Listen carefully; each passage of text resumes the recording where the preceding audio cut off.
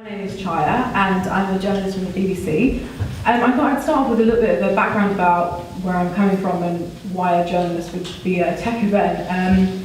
So I've been a journalist for the last 10 years. I started out in sports purely because I wanted free tickets to football games to annoy my brothers. And then I moved into local news, and then as I went to university and my studies, I wrote for local papers as well as my student paper, and I moved into the world of digital content and radio broadcast and into what I'm doing now. So I accidentally fell into tech, to be completely honest. In my workplace at the BBC, there was a project called the BBC Coding Journalism Project. And the aim of this was to see if they could take two journalists with no tech experience, see if we could learn to code and what kind of digital products we could build afterwards. The aim of this was to see if we could create a very, very easy to use, user-friendly digital product that could help to either resolve or explain a social issue affecting a British ethnic group. And I came up being able to do chatbots. I have no idea how that happens sometimes. So chatbots in journalism, even when I explain this to a lot of my colleagues and editors, they don't understand it. I mean, I think some of them think that I build a literal robot, and that's not what it is. But what we found is, I think it's a bit of an understatement to say that smartphone technology and just tech in general is so disruptive, and nowhere has been more disruptive than in media. It's already a mad work environment. I can't begin to tell you. If you can work in a main newsroom on a breaking news day, you can survive any situation in the world because it's so fast. And then when on top of that kind of fast-paced, stress environment, you have something like disruptive tech, which changes everything. It really blurs the lines of, how do we keep up with this and still stay true to our aims as journalists. So what we found is we have a lot of audiences, just in general, and I can speak about this as somebody who works for the BBC in terms of the audiences that we reach and the type of content we create in general. When I say the word news, I'm very conscious that news, it means very different things to different people. So I think the distinction I'd like to quickly make is, one reference to news is, Brexit, everyday contemporary news, whereas another definition of news would be something which is relevant to a particular group or community. So there's that to bear in mind whenever I go to different departments and I say, hi, I can do a bot, would you like me to build on to talk about this topic? And the reasons why we're looking to tell stories in a more engaging and innovative way is because, as the lady who was sitting over there mentioned, that everything is more or less in our hands in the smartphone. And this really does impact the way that users interact with not just our content, but I think any type of news content. So it has to be built and geared towards somebody who's in a hurry, maybe on the train. They just want to look at their phone because they don't want to look at people on the train carriage. How do we fit that busy user mindset with the news? So we have various ways of going about it, but the main one is bots. And there's two main ways that we, present our bots, basically where they live. So the first one is they live inside news online articles, and we use an in-house software to create the tools needed to do that. The next one is about Facebook Messenger, because what we found is when it comes to our audiences, there are certain segments that we really do try to connect with purely because, they're huge. And if you think about content and, businesses and, getting your consumers on board, you want to really engage with these users. And we found that a lot of them, not just based in the UK, but internationally, they respond so well to chatbots. And that comes on to the next point, connecting with underserved audiences. That's what we call them. I don't like the word, but it is what it is. So these are often young people, people from ethnic backgrounds, women, people outside the London South East bubble, because there is a tendency for us to just stay there. We forget the rest of the country and the rest of the world. We also found that Facebook Messenger bots had a much higher open rate, and that's something that I think that's nearly every editor's dream when they're told by the digital department, you need to digitize your content and reach our underserved audiences. If you tell them a bot gives them a higher rate, they're so happy. It's like all the good stuff comes at once. We've also found that with our bots, there's a far better engagement rate. So later in the presentation, I'm going to show you 4 examples of bots that I built from scratch. I designed and scripted the conversation flow, so to speak. And it's quite cute because they think the bot is a real person, so they talk to it and we get their responses, and it's really quite sweet. And finally, what we realised was it's actually quite a good way of discussing very controversial social issues.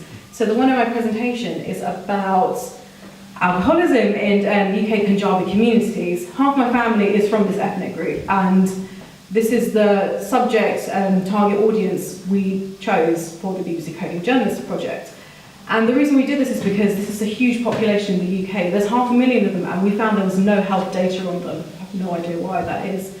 But what we do know anecdotally was that alcoholism disproportionately affected this particular community. And we didn't know why. I mean, the team itself was made up of people from this background. So unfortunately, we all had horrible experiences of alcoholism running in our families, and we just didn't know why. So we thought, well, how can we create some kind of digital product that could not necessarily resolve it, because this is a very deeply ingrained generational thing. This happened way before like our great-grandparents came to this country. It's been going on for a long time. But we thought, how can we present this issue to audiences who are from this ethnic group and also outside of this ethnic group? I think in a nutshell, I basically said to my boss, I don't want to be the brown person who builds a topic about brown people and alienates and patronizes them. So I came up with this in-article in these bots, and it's called the Baljinder bot. So what the bot does is, it's a button-led experience, and it's really simple. It only has 4 main questions, but it allows the user to just basically tap like different options that they agree with or they would relate to the most. So to get our data, we had to commission our own in-house data because there was nothing. And what we did was we took the findings from the survey, we put them inside the bot, mainly the main 4 biggest key ones that we pinned the entire project on. And we used very much a choose your adventure style type user journey for it. So what we found was that we also mimicked the way that storytelling is told in this community. There's very much this sense of what will people think. It's a very self-conscious community, and we wanted to emulate that inside of the bot. So Baljinder gives people statistics like, for example, one of the questions was, do you think popular music and folk music, Bhangra music, can influence people to excessively drink alcohol? And the options are, yes, I don't know what Bhangra is, no it cannot. And for each option, it gives the person the statistic we got from the survey, as well as a story from somebody who actually shares their experiences. And what we found was that the Baljinder bot has got one of the highest engagement rates out of all the BBC bots we've ever built. We normally look at about 8% for an engagement rate, and this, it kind of feels like my baby, but you know, the Baljinder bot hit 14%, so it did really, really well. And the powerful part of this is that it had such a huge offline impact.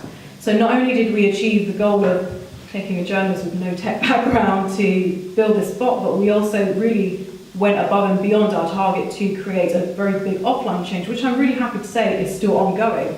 It's a relief. And so following the success of the Baljinder bot, I mean, my editors and a lot of journalists saw a lot of potential in this, not just for, you know, helping people and raising awareness of different social issues, because for many journalists, that's why a lot of them do come into this industry.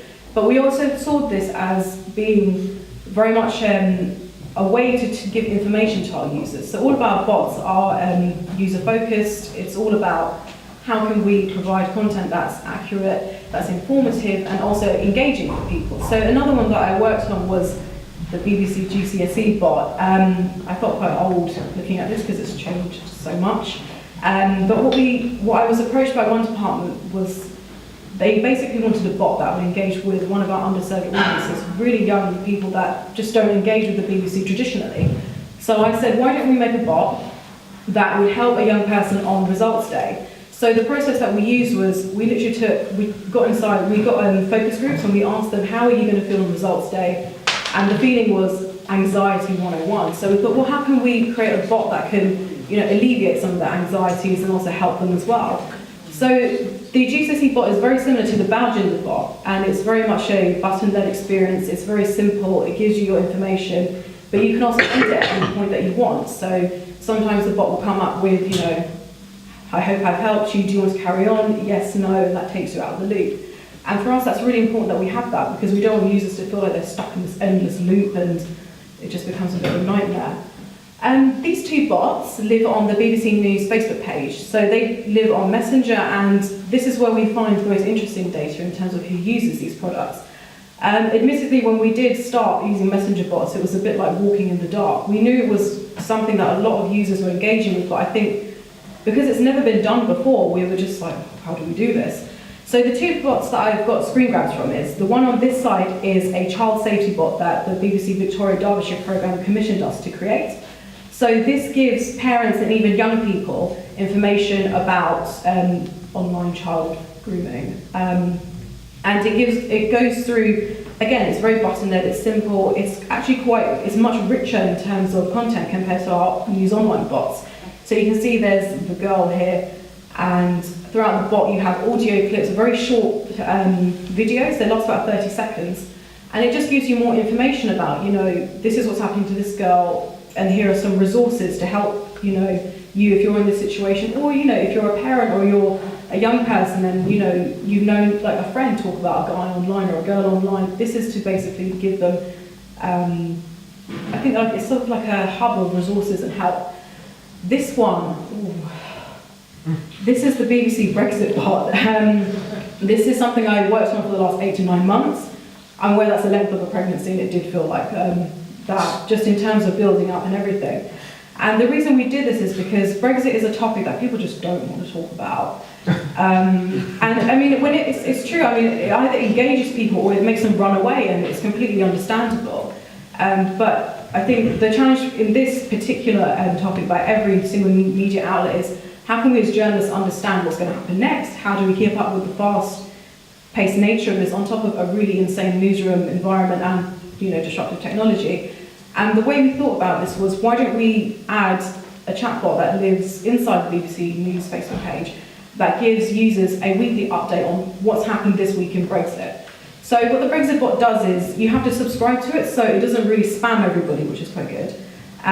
So as you can see here, these are the main headline stories, so we keep them as short as possible, because the aim of what we want to do here is, we want to evoke a sense of shareability, but by shareability I mean screenshots. And that's something which we found really popular with the Baljinder bot. So people were taking screenshots of what the bot was saying and sharing it online and encouraging other people to come and use the bot. So I guess it's another way of promoting what's considered to be quite a private user experience into a much more, hey, you should try this bot, but in a less direct way, so to speak. So the Brexit bot gives you the main headlines, and then you can scroll through to the tab, to read the article. I mean, what has Theresa May done now? What's happening in Parliament, and what's going to happen with the deal. So it does answer very timely questions people may have.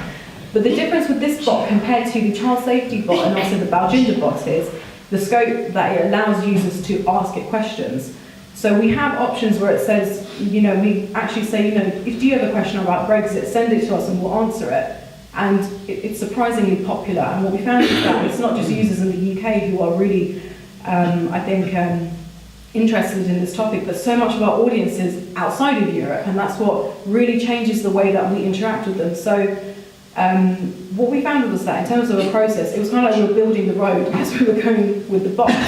And when we discovered that, I think it was, at the top of my head, it was well over 60% of our users that engaged with the Brexit bot came from countries in West Africa, South Asia and South America. We thought, we really need to change the way that we're directing our content. So it has to be compatible for a UK audience as well as a non-UK audience.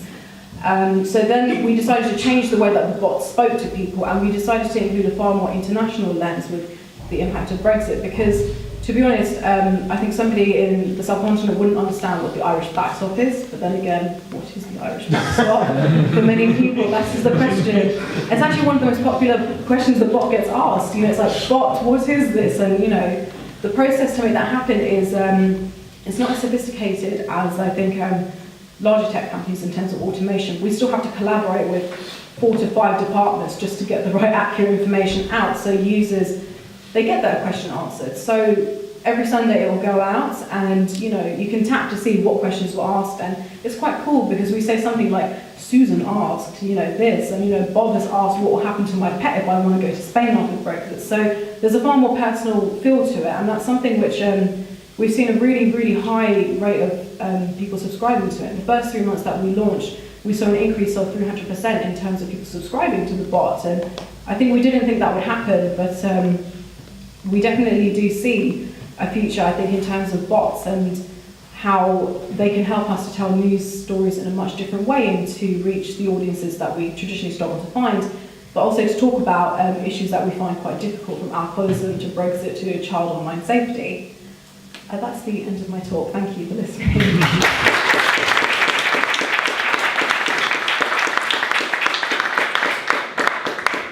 Thanks so much. Any questions? So, being an alumni from Makers Academy, Oh yes, yeah. big up to yourself. One of the problems with chatbots and the whole stuff doing on Facebook is like fake news and stuff that people are copying and saying that is BBC and it's not BBC. How do you get around that? To be honest, I wasn't here to talk about fake news, but what I will do is I will try to answer it as best as I can. We do have, I don't know if you see on the BBC News website, under every single article and even every Facebook post, you do have that small eye, it's like an eye in a circle, and you can hover over it and it says, why should you trust the BBC? So we have a whole department dedicated to security, plagiarism, and also to verify whether a content has been plagiarised and then also tweaked. So you can, what we do encourage people is that, you know, if you see something that you think is, I hate saying the word, fake news, and has the BBC logo and all of that, because some of them are really, really good, they're quite convincing, totally, I get it. But what we do is, we do encourage people to send them to us, and then we can run it against us, we take it back to the D&E team, and we say, listen, this is what they're doing, how can we make sure that everything that we are doing doesn't mislead our readers? So it's kind of like every time we have some kind of solution, something else comes, and that's not just a problem exclusive to the BBC, it's been on nearly every news organisation I've worked at, so I completely get it, and it is something that I think we do try to address at every single step along the way whenever we do create content, whether that's putting watermarks in our videos, even the bot itself, we have like a lot of verification that goes into the content before it goes out live, so we do everything we can on our end. I think sometimes it's just, if somebody wants to replicate content and manipulate it for malpurposes, there's only so much you can do to control that person. But I think something one of my bosses told me was, we can control the way we react to it. And that's very much the stance that I think the majority of news outlets, both in the UK and Europe, do take with fake news. Does that answer your question? Yeah. Yeah? Has anyone, or the BBC, have they created a fake news bot? No, not that I'm aware of, no. And the I'll BBC suggest it. Because No, people created a fake news bot saying it is the BBC. Yeah, that's what I don't think the BBC has created a fake bot. a bot to report on fake news. Do you see the logic that if you have a fake news bot, then you can have a bot that exposes the fake news bot by having a fake news bot. It's like fake news bot inception. But I mean, I didn't mean to make fun of you at all, but that's just what it felt like. And also, like, I say what I feel sometimes, I should put a bit of filter sometimes. But I do completely get that, I understand what you mean. It's just, the whole purpose, not just for the BBC, but as I say, and I keep saying this because it's a problem which affects every single media outlet, is you still have to stay very true to your ultimate core, which is providing up-to-date, impartial, accurate information. And if we have a fake news bot that reports fake news, it kind of goes against it in a way. So what we do have is we need to make sure that we have those internal checks in place. Of course, at the moment, a lot of it does rely on users having to tell us, you know, we've seen this, please can you sort it out, is this real, is this not? But it is something that it's very murky, unfortunately, and all we can do is the best. But the fake news bot, I mean, I can suggest that to like D&E, see what they think. But it's not something that we have at the moment. Yeah? Which technology is it built on? Which one, the news online or the messenger The bot? Brexit one. The Brexit bot. It's a mix of two, so we use our internal software for some of our things, and we also use a third-party software system. We use Dexter mainly because the role that I have is I come in, I introduce the idea of the bot, I build it up, and then I do a big handover to whatever department I've worked with to carry on with the bot as I go to another department to do the same thing. But that's what we use. Building on that, who actually updates the content for the Brexit part? Is it actually done by editors, or is there some automated process that's creating that? At the moment, we don't have an automation process because, as Charles and Ronald have said before, bots are new outside. I mean, imagine for journalists, this is completely new. So while we are looking to introduce aspects of automation for some things, not entirely everything, because as I said, with a topic like Brexit, it's so fast moving, everything changes in an hour, let alone a day. Automation is not really appropriate for that. So at the moment what we do is, it's pretty much, it goes to an editorial team, it goes to our experts, because we have a lot of them. When it comes to Brexit, everything goes via Millbank and BBC Politics, because these guys live, breathe and sleep Brexit, I think. I mean, I can ask them any question, they will just know the answer. So that's the kind of resources we have when it comes to answering people's questions about Brexit. That's the biggest chunk that we have. So at the moment we still do rely on humans to do the work, but I think we are trying to find ways to cut down the time because it's quite time extensive, that's the word. Yeah, well. After the experience of all these bots, when you go into a new department and are sitting down to think about what to build, is there any continuity in terms of how you approach the design? What are the important questions to ask as you're starting the process? So I always, excuse me. So I always make sure that they've at least used or they've seen one of our bots. So the Baljinder bot is one that a lot of people internally know because just because of the high engagement rate and just how much prominence that it got because of that. And that's often why people contact me. We want a bot like Baljinder, come do it, but it's a bit like the subject matter is very different. So the first thing I always ask is, who is your bot aimed at? Where do you want it to live? How many people are on this team? Because for the Baljinder bot, it was just me. And for the Brexit bot, it was also myself. So if there is a team in place, that's really important because it gets that cycle of building this product, it starts much faster. Another one is deadlines. So for example, the BBC GCC bot had to be ready, I think on the day, midnight of the day results came out. So, and that's purely because of an SEO reason, the article is live on the website midnight, you start getting shares from that point. Another one is legacy of the bot, I guess, because when we build these bots, it's not the whole idea of creating content in general, besides news articles, is there has to be a strategy behind it.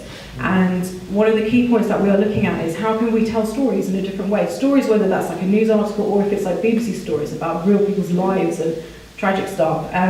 So I always ask, why do you want the bot? What do you want users to do after they view the bot? So what we did with the Baljinder bot was my colleague built a follow-up bot that lived on Facebook Messenger and provided a really immersive experience of what it's like to grow up as a child in an alcoholic family, but obviously a really young child, then reminiscing as they grew older. So it depends what they want to do afterwards. Sometimes it's just the GCC bot, they want it for one day, it's done, we can whack it out another time. It's kind of like those things, like a Christmas jumper, it comes out every year, right?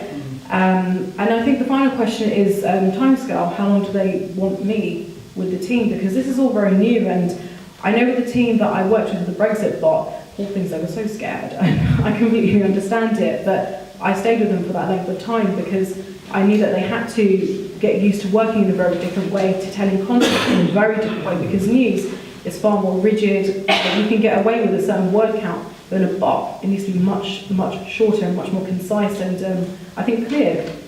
And also confidence, because this is tech, sometimes it really does sideline people. They don't know quite how to respond to it because they just don't know. So I always say to any team I'm in, it's I'm here, if you have anything to ask, just come ask me. Nothing's a stupid question, it's absolutely fine. So those are the main things that I look out for. So as well as giving them a product, it's also a kind of a reassurance that this is going to be great, don't worry, it will help you, and you can use it to show other departments why you should have bots and why we should be doing more of this kind of thing.